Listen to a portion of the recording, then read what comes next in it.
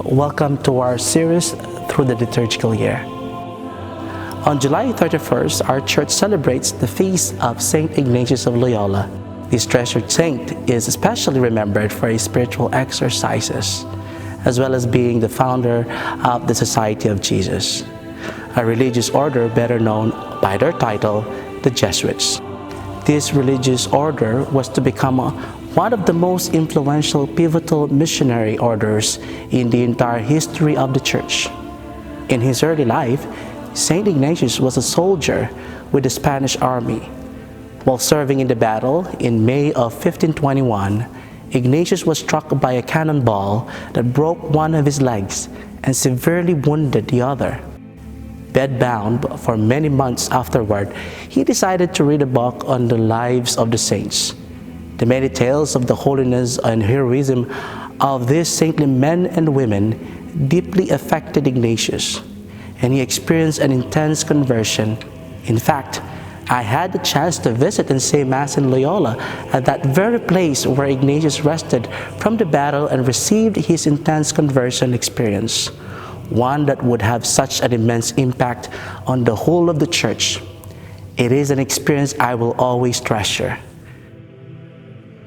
Upon his recovery, Ignatius made a pilgrimage to the Holy Land, where he made a vow of perpetual virginity and a vow to devote the rest of his life to the pursuit of holiness. He began to volunteer his time administering to the sick in the hospital and spent several hours each day in the solitude of prayer and penance.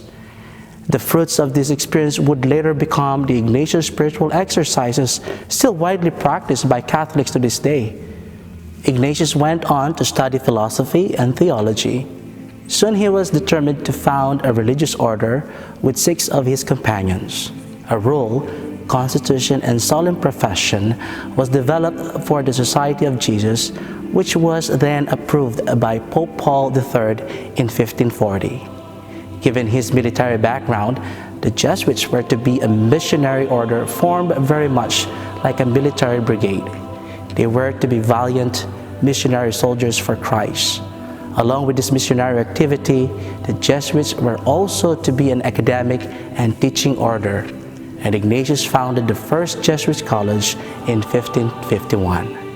In both education and the spreading of the gospel to a new lands over the coming centuries, the Jesuits were to make their mark as a most holy and significant religious order.